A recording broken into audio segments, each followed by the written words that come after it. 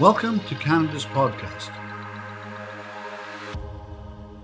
Hey, ladies and gentlemen, my name is Rivers Corbett. I'm the Atlantic Canada host for Canada's podcast, where we hang out with entrepreneurs from coast to coast. But this coast is all about hanging out with Atlantic Canadian entrepreneurs. And today's guest is a great friend of mine. She's been hanging out in the entrepreneur space in New Brunswick, where I was hanging out a lot in the past, and I've been really admiring her journey. And, you know, as I was trying to explain Jenelle Sobey, I went on her LinkedIn profile, and this really describes her to a T, because even though her slant is very techy, she's also got this quirky personality to her. So this is what she wrote the other day when she was posting for a job interview. She says, "Do you know someone in elementary school took pleasure in organizing their desk and always had the most gold star stickers on their chore chart?" That's Jenelle Sobey right there, a fun personality. And we're really pleased to have you on the show today. So welcome, Janelle. Thanks, Rivers. That is a really kind and different introduction. Well, you know me, I like to do things a little bit different. The old zag while everybody else zigs kind of deal. So Janelle's background is, right now, she's the chief executive director of an organization called Riddle, and we're going to get into a bit of that. And she's also the partner and former managing partner of Code Plus Mortar, and has got all kinds of language wrapped around this that I haven't got a freaking clue what it is that she does, but I know that she really enjoys what it is that she does. And that's why I'm really keen on this conversation, because I'm excited to catch up. So yeah, Janelle, let's kind of take just our guests or our listeners on that journey of, because when you were hanging out with me originally, you were working for the Pondus Monday organization at the University of New Brunswick, kind of diving in, serving entrepreneurs and so on. At what point did you say, no, I want to do this on my own? I want to grab this and forge my own destiny after doing such an amazing job serving entrepreneurs? Yeah, I mean, it's funny. At that time, during that period, I was actually an independent, a sole proprietor. So I was an independent consultant. And so I continued to hold several contracts at that time. So even with the PDC or the Business Council at the time, there was quite a handful. And I did that for 5 years. So I kind of operated that like my first business. It was my first job out of school. And I made lots of mistakes during that, everything from, accounting errors to, not doing my contracts up properly. Like one time, I think I went like 6 months without getting paid because I didn't do up my contracts properly, where I got paid in installments. And so, I would definitely consider that my first, entrepreneurial experience, even though it was, taking different contracts and jobs and whatnot. I love it. Yeah. So you were a consultant at that point, had a consultant advisory freelance organization that was Jenelle Sobey Inc. at the time. Yeah, more or less. I love it. Did you get paid, by the way? Pardon? Yeah, eventually. Eventually you get paid. Yeah, it's the funniest thing, when entrepreneurs, particularly when they're beginning, they look at that accounts receivable section. Oh my God, look at that. I'm doing so well. Yeah, you're doing so well because the money's in someone else's bank account. So tell us about, so that switch, because you kind of moved into a career which took you to Halifax outside of Fredericton. And was it at that point in time that you started Code Plus Mortar? Yeah. So what had happened was I was fortunate enough to have been able to, while I was still running the independent consultancy, be able to go to university. So at the University of Waterloo, I was flying back and forth doing a grad program. And it was in that program that I had a prof say to me, you can solve social and environmental problems, but you can scale the impact and the reach of those solutions if you employ technology. And of course, I'd already been working with, technical founders and startups. And so that was an aha moment for me where I realized this is how I connect my policy background, my desire to make positive impact and community change with technology and apply a business model, which I also firmly believe that private sector has a significant role to play in how we solve for, everything from climate change to affordable housing. Right on. And so the opportunity to buy into an existing company came along, which was norex at the time. It's a custom software and development shop. So, clients would come to build products that like, apps or software or websites. And we would do those. So ran that for 5 years as the managing partner after buying in. And then we sold that in February of 2020. So last year. And then we're still operating it in some capacity for the next year. Love it. Yeah, as part of that exit, that's part of the agreement was you stayed for a period of time afterwards. I certainly helped to transition and put that in a significant amount of time. Yeah. So how do you? I mean, that whole concept around scaling. Can you talk a bit about that social impact piece and so on, and how that technology ultimately helped you to scale? I mean, you talked about apps and software and so on, but can you give us an actual example of how scaling worked in that particular environment? Yeah. So it's interesting, like you would end up with lots of different customer projects, and they had very specific needs around, like I can't think of anything very specific, unfortunately, Rivers, I apologize. But if we fast forward to my current company, so Riddle, which I started about 2 years ago now, and it's a product software company, so different from the other in that it's services. But the way that we're scaling impact is by working with organizations to help them improve their data collection and reporting. So better understanding, what is the outcomes that they're trying to achieve, and are they being successful through their investments, their initiatives, their activities, their programs, at actually moving the dial on solving these problems. And that was one of the reasons that I started the company, was there just isn't enough data to tell us, if you invest to deliver a certain social outcome, say literacy or increasing literacy rates in the province. Are we actually going to be successful? How do we know if we're going to be successful? And why haven't we built a recipe or know how to replicate it so that we can continue to be successful? And so by employing, I would say, technology here at scale, we're going to be able to collect enough data points to better understand how we solve for these problems. Did it surprise you, or does it still surprise you that there's not a lot of resources available to start to validate whether or not the impact's happening the way the people want it to? Yeah. I mean, what do you mean by resources? Yeah. So when I talk about that data collection, it seems to me it's that, okay, if I'm trying, it's the lean canvas. You test, you measure, and you change, and then you adjust.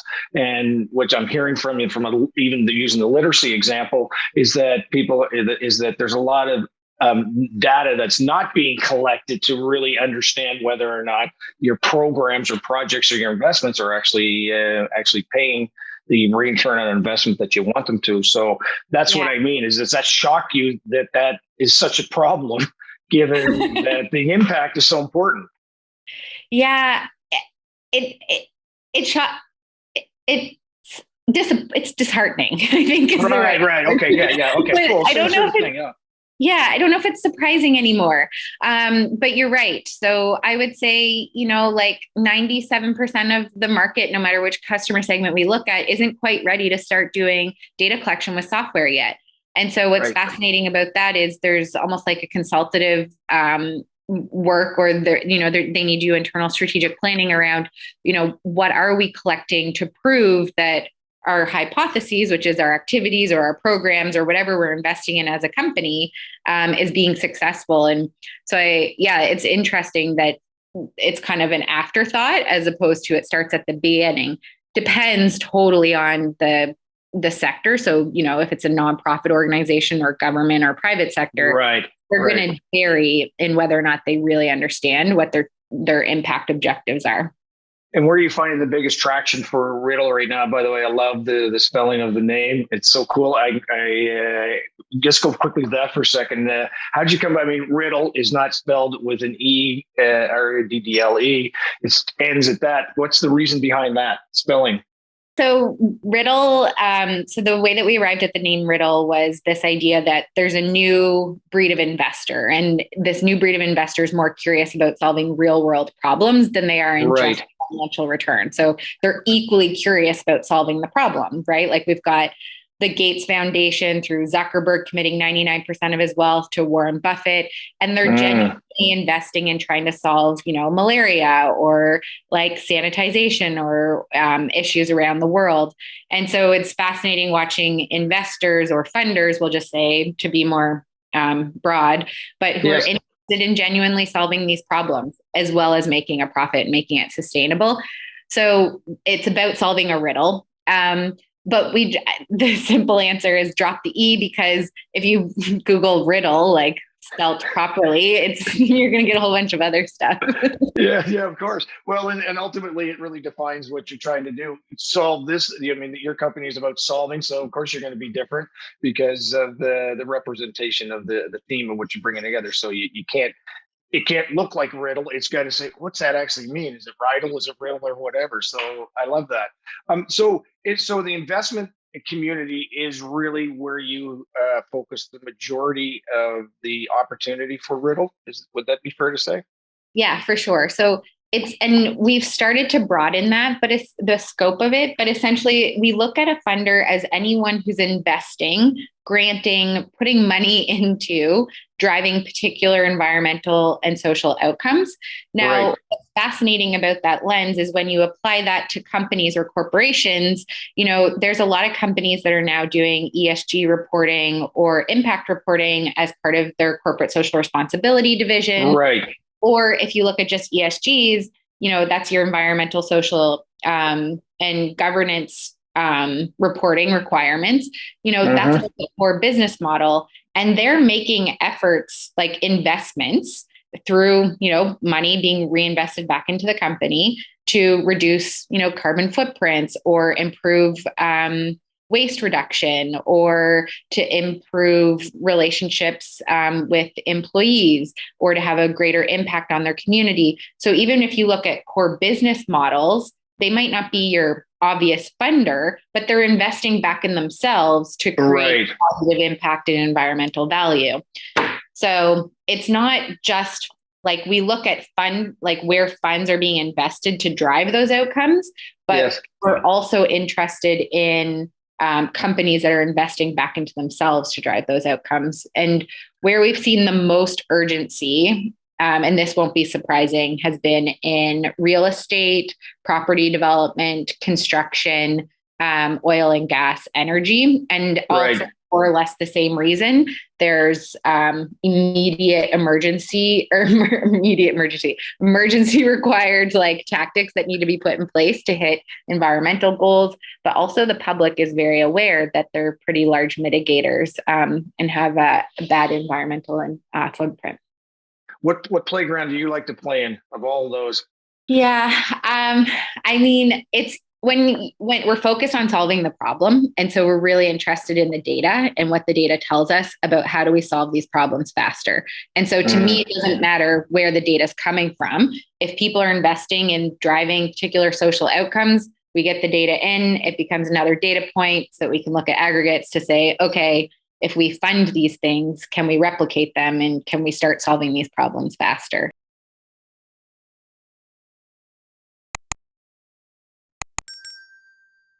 So tell me about your team. Who's on the team at not sure you don't tell me who, but how do you structure Riddle? What's the role structure? Yeah, so we're still a really small team. We've got 3 co-founders and developers. So that's been predominantly how we've had the whole team structured for the last 2 years. Cool. We periodically will bring in expertise or skill sets as contractors when we don't have them. So right now, that's a lot of like I'd say marketing or content writing. We're hiring our first business development role person. So doing second interviews this afternoon, which is exciting. Nice. Well, that actually ties very nicely. It's one of my questions I was just going to lead into when we first started this conversation. You just got off the phone with somebody in Montreal, and I'm curious, as an entrepreneur, as a CEO, as a founder, what does your biz dev strategy look like? And what tools do you use to get to that person in Montreal? Can you talk a little bit about that? Because I see so many entrepreneurs, they're getting ready to get ready and they never really dive into the whole sales process.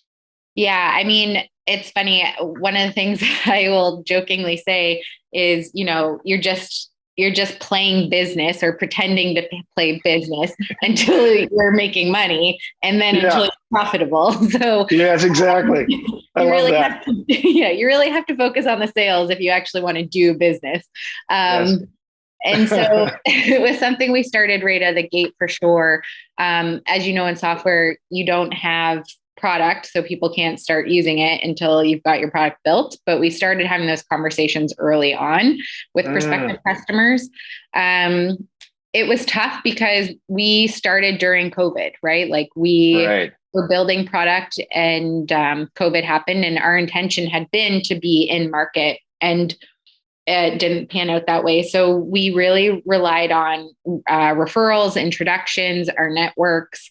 And I think at an early stage company, when you're looking for, enterprise level or big corporations to work with, that's probably your best way in without the track record.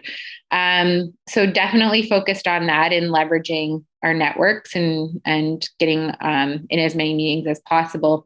Now that, borders are opening up again, there's trade shows, conferences that we've been able to start attending this fall, which has made a significant difference.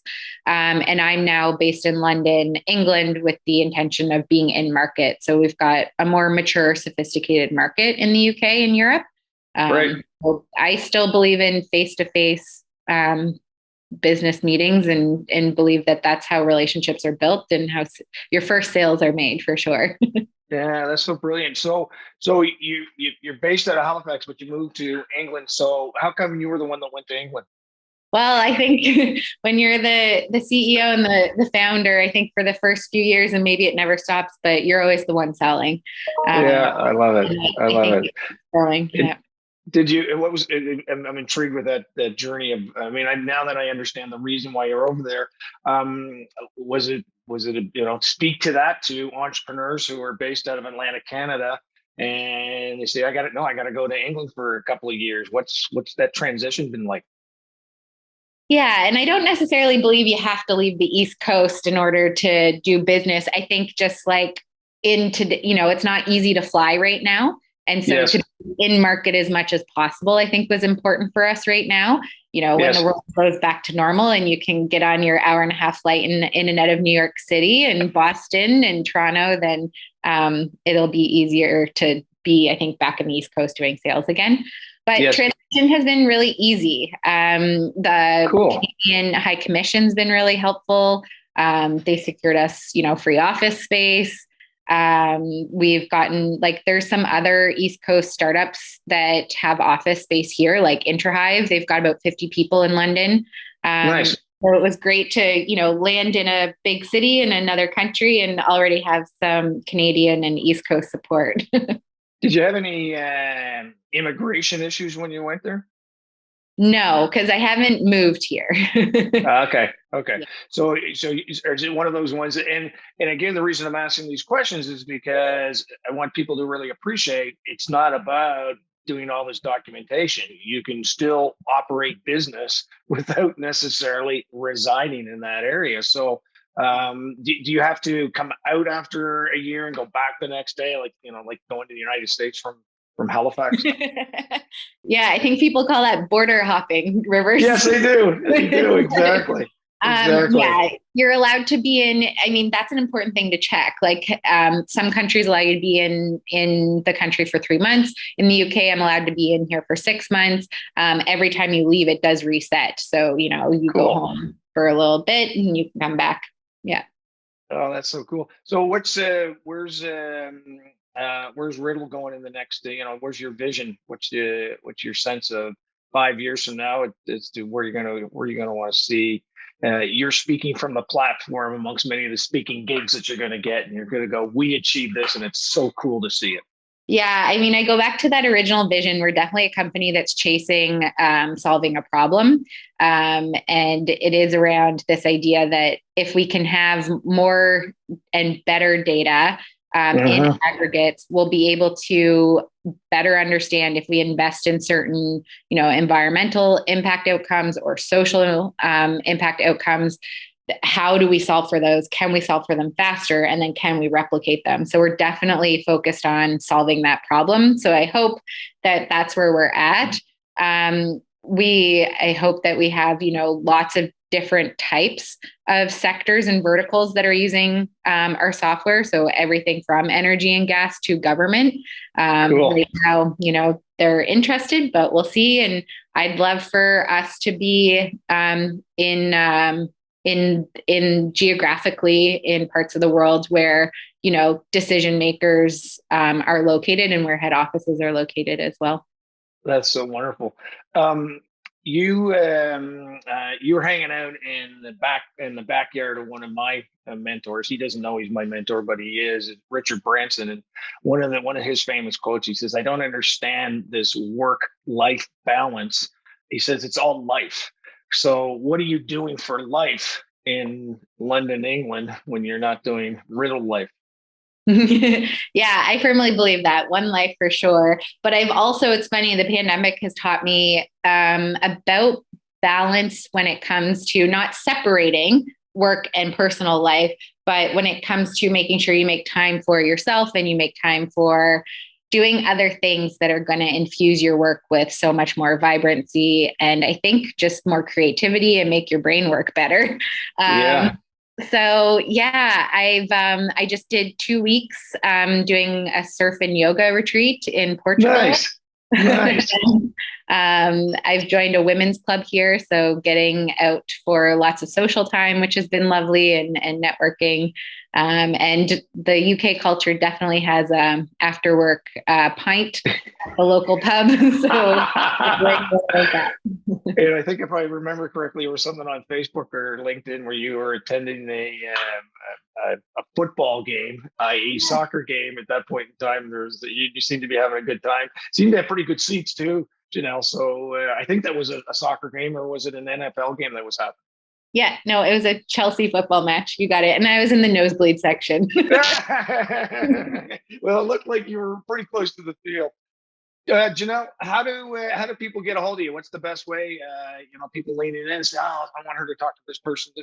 This is part of the podcast. We want to support business and entrepreneurship." But before you answer that, can you talk about just briefly your journey, your kind of your overview of being an entrepreneur in Atlantic Canada versus any other region on the planet? Yeah, for sure. I think being an entrepreneur in Atlantic Canada is special for so many reasons. Touching on the fact that I said earlier, I think business is still really done by relationships. And when you're an early stage startup or you're a new business, you really need to leverage and stand on the support of your network and your community and relationships that you've forged previously, because they're the ones that are going to give you your stamp of approval, be able to, make the next step or take the next milestone.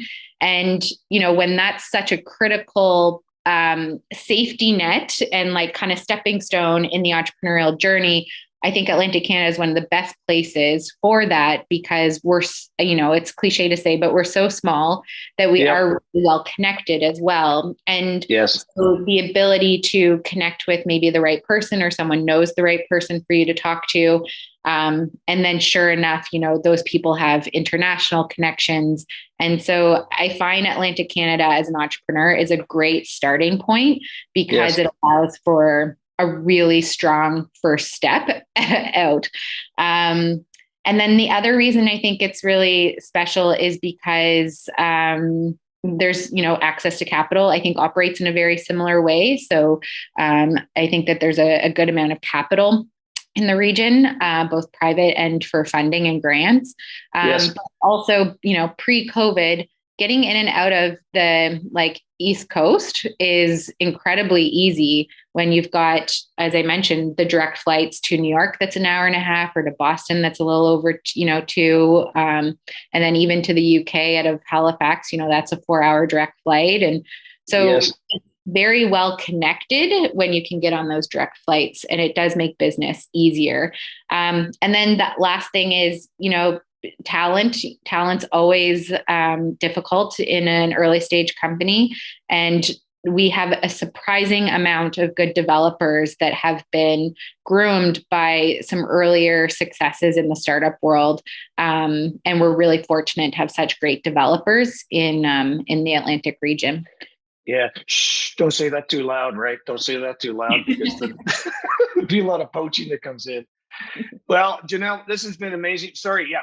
How can people get obviously you can get a hold of you on LinkedIn. That's where I came knocking on your door to find you for this amazing interview. Thank you so much. How else can people get in touch with you? Yeah. At my email. So it's Janelle, JENELLE @riddle.ca, no E on the .ca, or you can look us up online at riddle.ca or ID. I love it. Well, and follow up, and she's a lot of fun to hang out with, and obviously you can say as an entrepreneur, she's very accomplished and has got some pretty cool journeys ahead of her, and very open to helping entrepreneurs along the way. So, Janelle, thanks. This has been great. It really has. It's great to catch up with you again. Keep being the rock star you are, and we'll look forward to the next time we chat. Thanks, Rivers. Thanks for having me.